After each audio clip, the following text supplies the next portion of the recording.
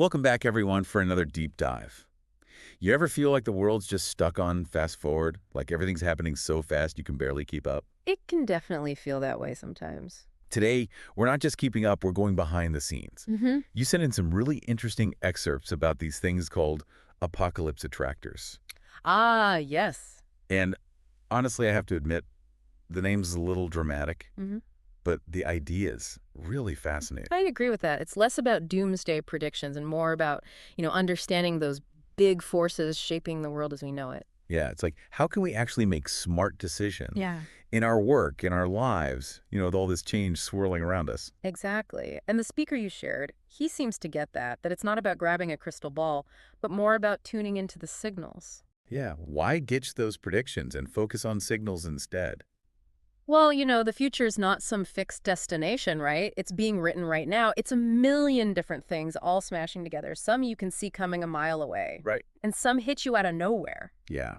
We're talking about spotting those undercurrents, those patterns in the chaos. He had this great example with the microwave, invented, what, back in the 40s?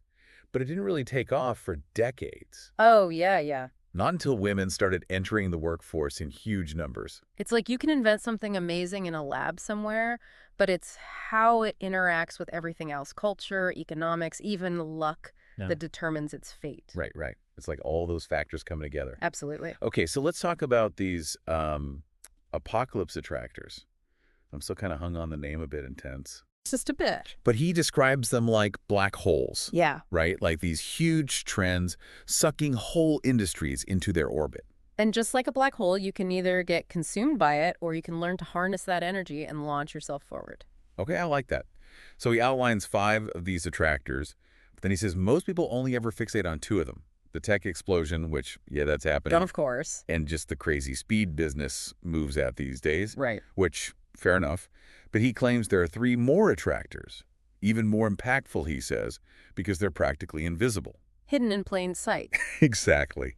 This is like a mystery novel now. I need to know more. We've got to unpack these clues. Okay, so spill the beans. What's the first hidden attractor that's got everyone so fooled? Well, this one's picking up steam fast, and it's all about this realization we're having that we haven't exactly been kind to our planet, have we? Yeah. And more, especially younger folks, they're putting their money where their mouth is. So it's more than just, like, being green. Yeah. Right? It's bigger. Way bigger. It's about ethical sourcing, fair labor practices, being transparent about how you do business. Consumers are saying, don't just tell me your values, show me. And they're rewarding the companies that get it. Okay, I can see that. Definitely a shift.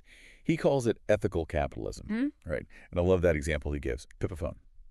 Ah, yes. Tiny telecom company in Spain, like, 14 employees, taking on the giants of the industry and winning. And why? Because they're not just out to squeeze every penny out of their customers. It really shows you don't have to choose between making a profit and, actually making a difference in the world. Right. In fact, doing good might just be the best business decision you ever make. That's a really good point. Okay, so I see how that's a huge shift, but then he drops this bombshell. He calls it the unknown combo of death.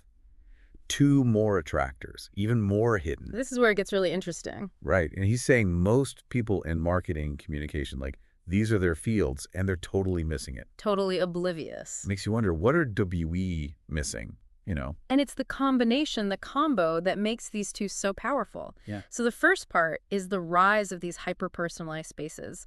I mean, think about it, your own life. How customized is your online world these days? Oh man, don't even get me started. My music app, it's like it reads my mind sometimes. It knows what I want to hear before I do. Exactly, and that's everywhere now. But the other side of that coin, the other part of the combo, is this huge demand for customer centricity. We are drowning in noise, constantly bombarded with messages that just don't resonate.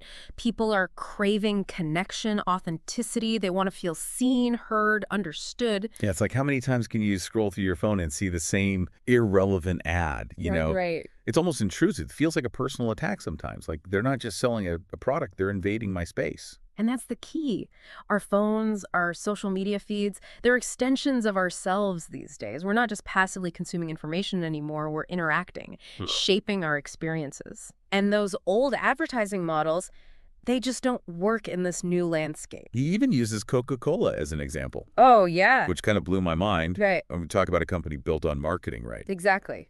But he said even they couldn't figure out how to make it work on mobile. It couldn't crack the code. Their former marketing chief, publicly admitted it, said they spent a fortune and got nowhere. It just shows these attractors, they don't mess around. Right. Doesn't matter how big you are, how established you are. Well, you can't just ignore these shifts happening all around us.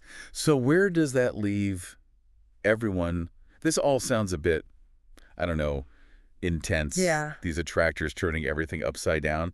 But the speaker, he seems strangely optimistic about it all. Well, I think for him, it's all about mindset, like embracing uncertainty instead of being afraid of it. Seeing it as an opportunity. Exactly. Instead of some big threat. Which is easy to say. Oh, absolutely. But actually doing that, whole other story. It takes a conscious effort, right? Letting go of those old ways of doing things, being open to learning, to adapting. He had this really interesting point about how, and this surprised me, our obsession with technology, it can actually hold us back. Oh, interesting. How so? Well, he says we get so focused on the gadgets, the newest tools. Right.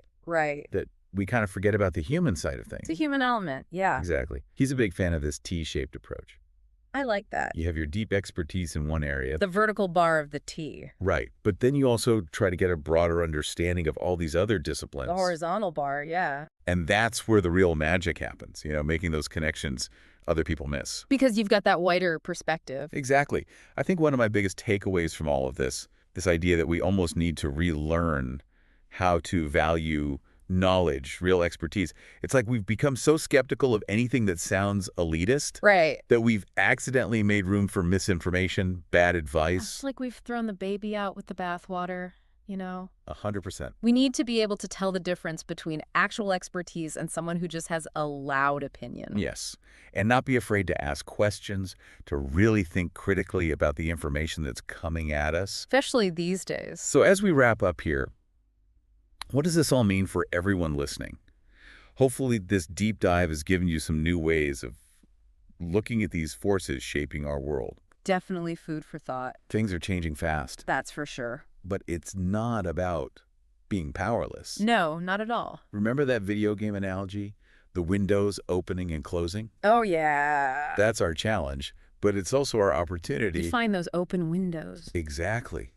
As these attractors reshape everything. Think about it. What are the skills you need to develop? What values do you want to align yourself with?